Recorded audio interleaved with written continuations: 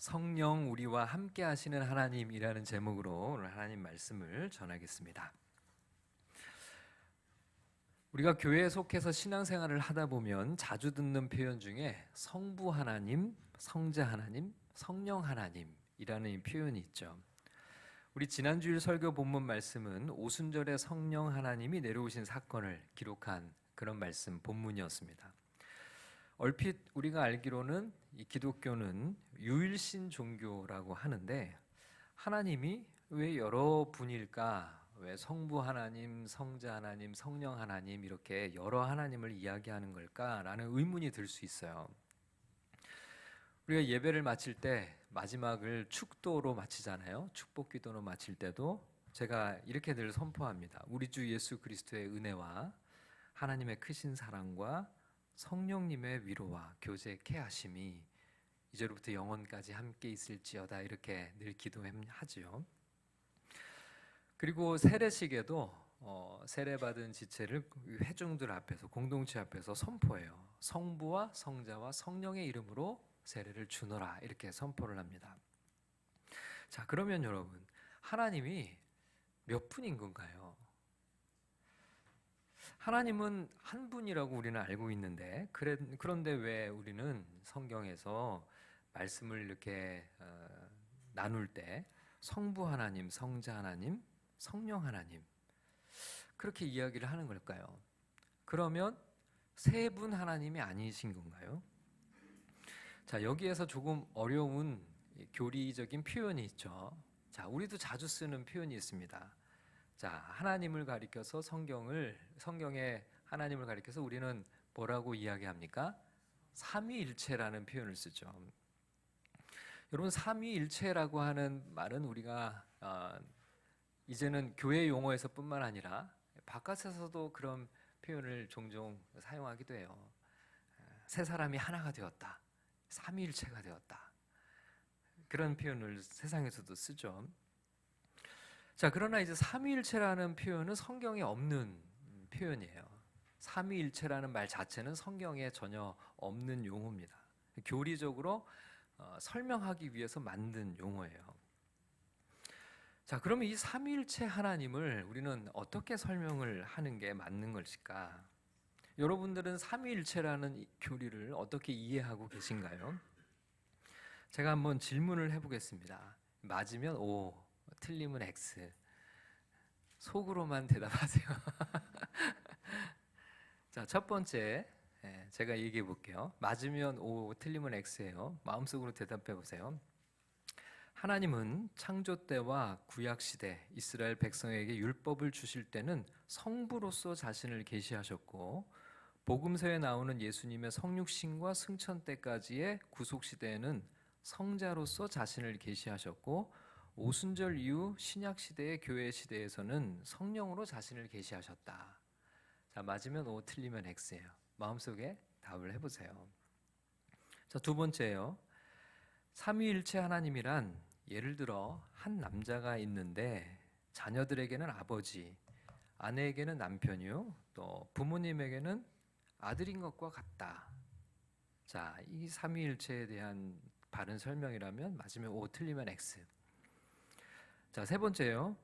성자 예수님은 다른 피조물이 창조되기 전에 먼저 창조되었고 다른 피조물보다는 월등하게 창조된 최고의 피조물로서 최고의 중보자이지만 모든 속성에 있어 성부와 동일하지는 않다. 자, 맞으면 O, 틀리면 X. 자, 마음속에 다 대답하셨어요? 다 맞는 얘기 아닌가? 그러면 O가 3개인 거고 다 틀린 얘기 아닌가? 그러면 X가 3개인 거고 첫 번째가 O, 두 번째가 O, 다 답이 있겠죠. 자, 답 다 내려보셨어요? 네, 정답이 뭘까요? 정답은 전부 다 X죠. 자, 처음 두 개라고 답을 하셨던 분들은 이 사벨리우스라고 하는 이단에 속한 삼위일체론을 갖고 계신 거예요. 세 번째는 아리우스라는 이단의 삼위일체론입니다. 여기 혹시 이단들 많이 계시지는 않았나 모르겠네요. 자, 그럼 정통 기독교가 고백하는 삼위일체 하나님에 대한 교리는 어떨까요? 자, 한번 화면에 띄워주세요. 자, 다 같이 한번 천천히 읽어보겠습니다. 시작. 하나님은 영원히 성부, 성자, 성령의 서로 구별되는 인격이신 세 분으로 존재하시며 이 세 분 성부, 성자, 성령은 각각 완전한 하나님이시며 이 세 분 성부, 성자, 성령이 하나님으로서 가지고 계신 신성은 하나다. 자, 이게 우리가 믿는 정통 기독교의 삼위일체의 정의입니다. 그러니까 한 분 하나님이시지만 또 이 세 분이 각각의 인격으로 존재하시고 완전하신 하나님이세요. 그러나 하나님으로서 가지고 계신 신성은 하나다, 이렇게 정의를 해요. 여러분 어떻게 이해가 되십니까? 이해가 안 되는 게 정상이에요. 이건 우리의 이성으로는 이해 불가입니다. 사실은 이해할 수 없는 신비예요. 그러나 성경이 이 삼위일체 하나님에 대해서 증거하고 있어요. 완전하시고 구별된 인격으로서 세 분의 하나님이 존재하지만 하나의 신성으로서 존재한다는 것, 이게 성경의 가르침입니다. 자, 성경의 몇몇 구절들을 함께 살펴보겠습니다. 먼저 구약인데요, 창세기 1장 26절을 같이 읽어보겠습니다. 시작. 하나님이 이르시되 우리의 형상을 따라 우리의 모양대로 우리가 사람을 만들고 그들로 바다의 물고기와 하늘의 새와 가축과 온 땅과 땅에 기는 모든 것을 다스리게 하자 하시고. 자, 여기에 하나님을 성경은 복수로 표현을 해요. 하나님께서 우리라는 표현을 쓰죠. 우리의 형상을 따라 하나님이 우리의 모양대로 우리가 사람을 만들고, 이런 표현을 쓰십니다. 자, 하나님이 왜 우리라고 하셨을까? 성부와 성자와 성령 하나님을 우리라고 표현하고 계신 거예요. 하나님은 이렇게 함께 존재하시는 분이십니다. 자, 이사야서 61장 1절도 읽어보겠습니다. 시작. 주 여호와의 영이 내게 내리셨으니 이는 여호와께서 내게 기름을 부으사 가난한 자에게 아름다운 소식을 전하게 하려 하심이라. 나를 보내사 마음이 상한 자를 고치며 포로된 자에게 자유를, 갇힌 자에게 노임을 선포하며. 자, 이건 예수님께서 이 메시아에 대한 예언의 성취가 이루어졌다라고 인용하셨던 구절이기도 하죠. 자, 그런데 여기 보면 주님은 성부 하나님, 주 여호와의 영이 내게 내리셨으니 이는 여호와께서 내게 기름을 부으사라고 할 때 여호와를 이야기를 하는데, 이 여호와는 성부 하나님이시고 기름을 부음을 받은 자, 내게 기름을 부으셨다라고 했을 때 그분이 바로 성자 예수님이시고, 자, 기름을 부었다, 여호와의 영이 그에게 부어졌다라고 할 때 그 영이 바로 성령 하나님이신 거죠. 자, 구약에는 이런 성부, 성자, 성령 하나님이 언급된 구절들이 다양하게 있어요. 자, 다음 신약에서도 찾아볼 수 있습니다. 마태복음 3장 16절에서 17절 말씀을 같이 읽어보겠습니다. 시작. 예수께서 세례를 받으시고 곧 물에서 올라오실새 하늘이 열리고 하나님의 성령이 비둘기같이 내려 자기 위에 임하심을 보시더니. 자, 여기에서 그 17절까지 읽겠습니다. 하늘로부터 소리가 있어 말씀하시되 이는 내 사랑하는 아들이요 내 기뻐하는 자라 하시니라. 예수님께서 세례를 받으시고 올라오실 때 성령님이 비둘기같이 예수님께 내려오시면서 하늘에서 성부 하나님의 음성이 들리죠. 이는 내 사랑하는 아들이다. 그의 사랑하는 아들은 바로 예수님이시죠. 지금 동시적으로 성부 하나님의 음성이 들리고 성자 하나님께 성령이 임하시는 장면이에요. 자, 또 요한복음 14장 16절을 읽겠습니다. 시작. 내가 아버지께 구하겠으니 그가 또 다른 보혜사를 너희에게 주사 영원토록 너희와 함께 있게 하리니.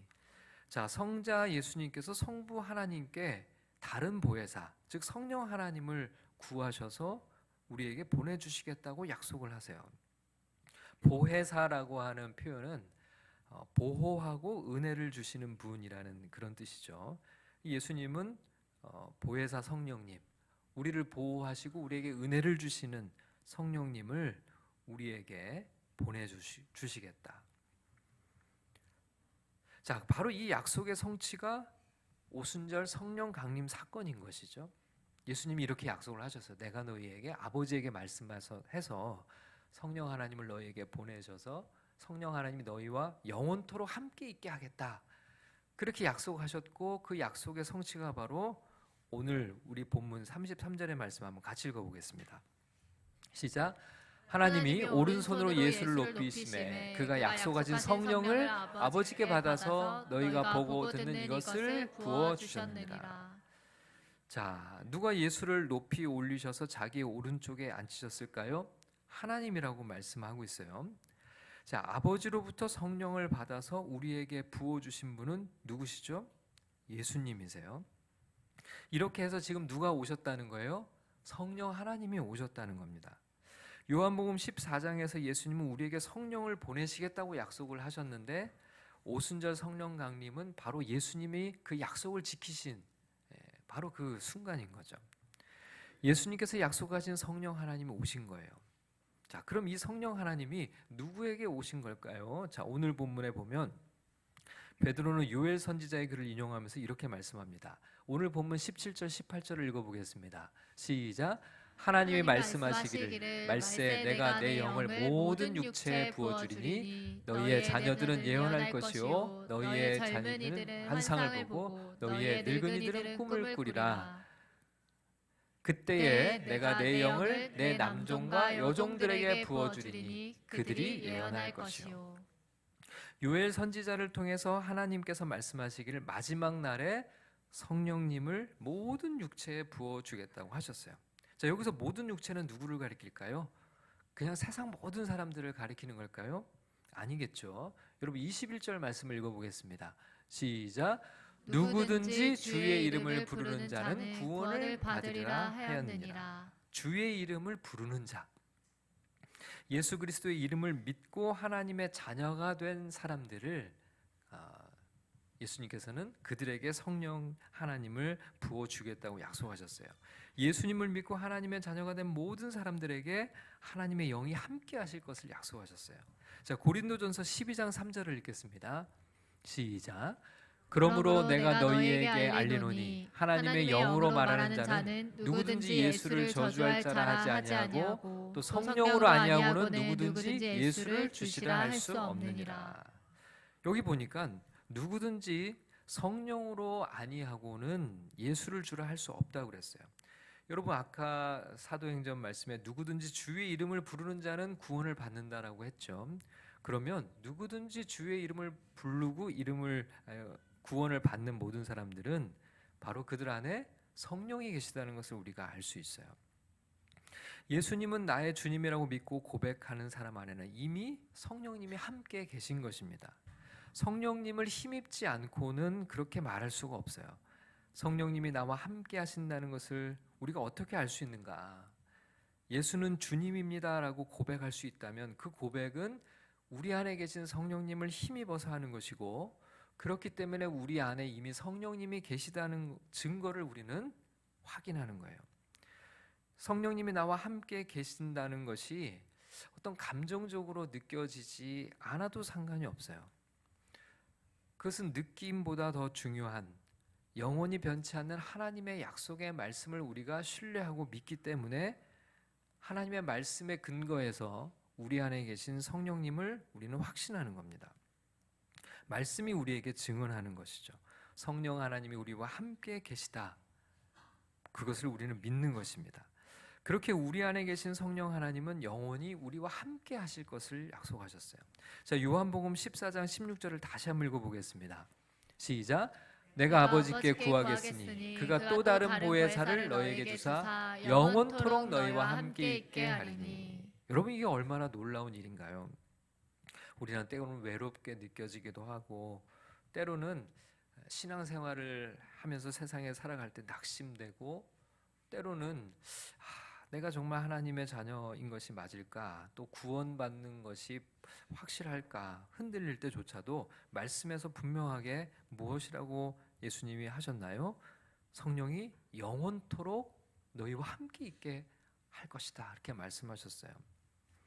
여러분, 결코 우리는 혼자가 아니에요. 하나님이 나와 함께 하십니다. 하나님과 영원히 함께 살아가는 것입니다.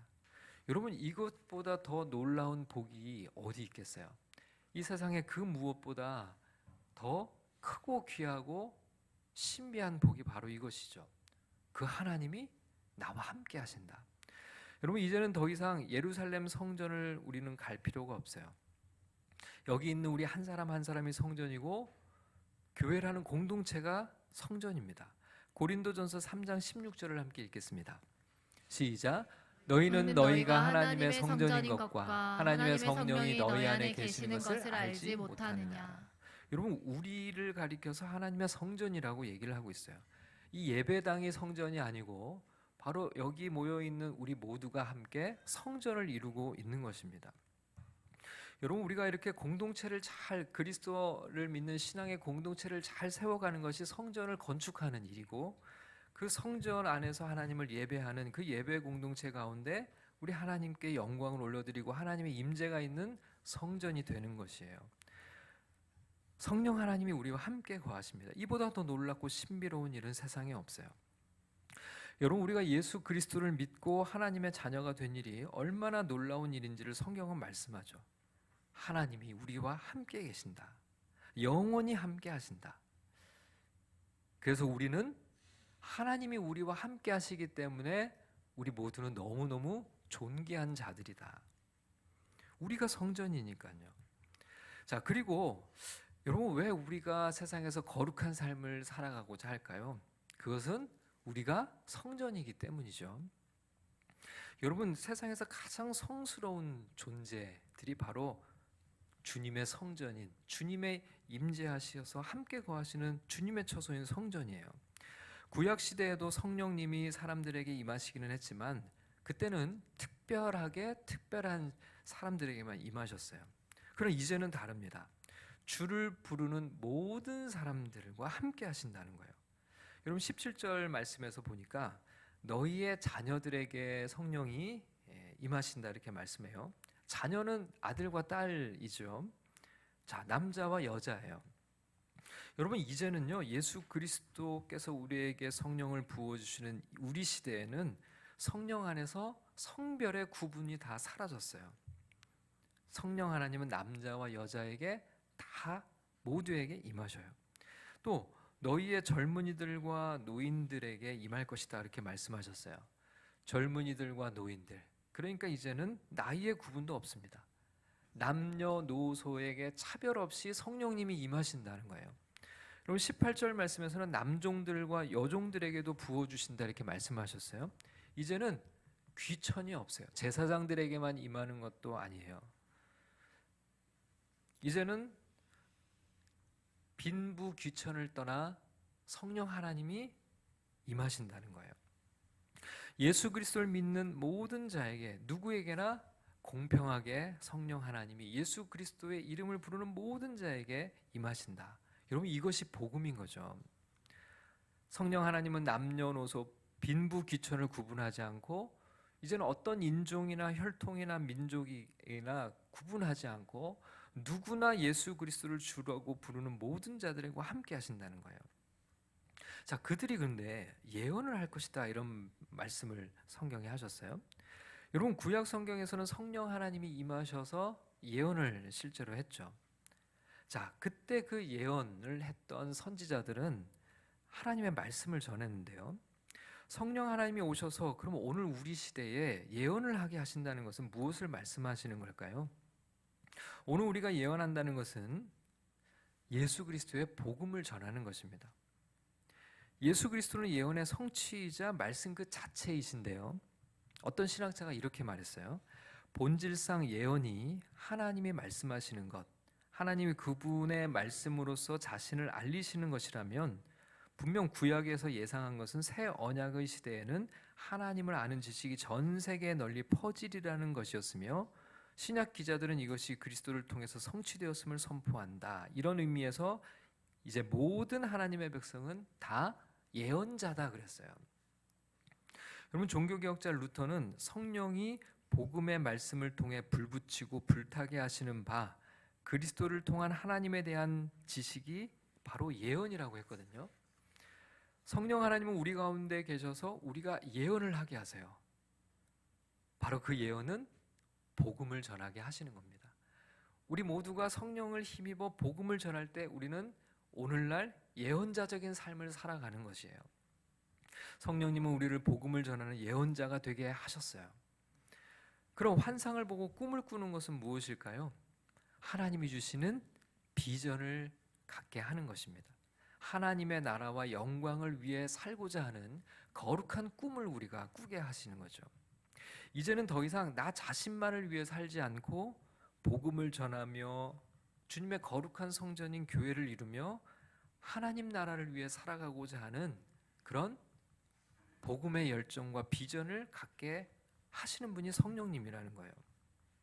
자, 이뿐만 아니라 주님의 재림의 날을 믿음으로 기다리게 하십니다. 자, 19절과 20절 말씀을 함께 읽겠습니다. 시작. 또 내가 위로 하늘에서는 기사를 아래로 땅에서는 징조를 베풀리니 곧 피와 불과 연기로다. 주의 크고 영화로운 날이 이르기 전에 해가 변하여 어두워지고 달이 변하여 피가 되리라. 여러분, 이 두 구절은요, 예수님이 다시 오실 재림의 날을 묘사하는 구절입니다. 17절에서 마지막 날에 내 영을 모든 사람에게 부어주겠다, 그렇게 요엘 선지자의 예언이 성취되었다고 베드로가 선포해요. 자, 그럼 2000년 전에 오순절 성령 강림의 때가 베드로의 선포처럼 마지막 날이 아닌가요? 자, 그것도 맞는 말이에요. 그러나 이 마지막의 시작이에요. 여러분, 성경은요, 이 종말을 어느 한 날로 그렇게 규정하지 않고 종말을 긴 시간으로 표현을 합니다.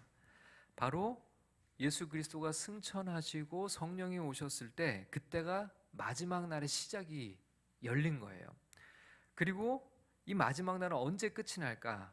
19절 20절의 말씀처럼 예수님의 재림의 날에 끝이 날 것입니다. 그래서 우리는 종말의 때를 살고 있어요. 우리는 말세의 시간들을 살아가고 있는 것입니다. 우리는 이 시간을 예수 그리스도의 재림을 준비하며 하나님 나라를 선포하며 살아가는 거예요. 성령님이 우리와 함께 하시면 주님이 오실 날을 꿈꾸며 살아가는 것입니다. 다시 오실 주님을 기다리며 살아가게 되는 거예요. 천군 천사와 함께 모든 잠자는 성도들과 함께 다시 오실 주님을 환상으로 보며 살아가는, 그렇게 꿈을 꾸며 살아가는 이들입니다. 자, 이것을 우리는 반드시 기억을 해야 돼요. 여러분, 14절 말씀을 같이 읽겠습니다. 시작. 베드로가 11사도와 함께 서서 소리를 높여 이르되 유대인들과 예루살렘에 사는 모든 사람들아, 이 일을 너희로 알게 할 것이니 내 말에 귀를 기울이라. 여러분, 베드로가 뭐라고 말해요? 너희로 알게 할 것이니 내 말에 귀를 기울이라. 그러면서 베드로가 구약 성경을 인용해요. 베드로는 모든 예루살렘 주민을 향해 당신들이 성경을 알아야 됩니다. 성경에 귀를 기울여야 됩니다. 라고 호소하고 있는 거죠. 여러분, 오늘 우리도 마찬가지입니다. 우리도 성경을 알아야 돼요. 성경에 귀를 기울여야 합니다. 우리가 살아가는 세상을 이해하기 위해 성경을 알아야 해요. 우리가 살아가는 이 시대를 이해하기 위해 성경을 배워야 됩니다. 이 모든 것은 하나님의 뜻대로 이루어진 것이죠. 그리고 이 세상 모든 것은 하나님의 말씀대로 반드시 이루어질 것입니다. 성령 하나님은 하나님의 말씀대로 우리 가운데 오셨어요. 성령 하나님은 예수님의 약속대로 오셨습니다. 그 성경이 우리에게 말씀하십니다. 주님의 이름을 부르는 사람은 구원을 얻을 것이다. 우리에게 구원을 베푸신 하나님을 찬양하고 우리와 함께 영원히 거하시는 성령 하나님을 의지하며 살아가는 주님의 백성들이 모두 될 수 있기를 주님의 이름으로 축원합니다.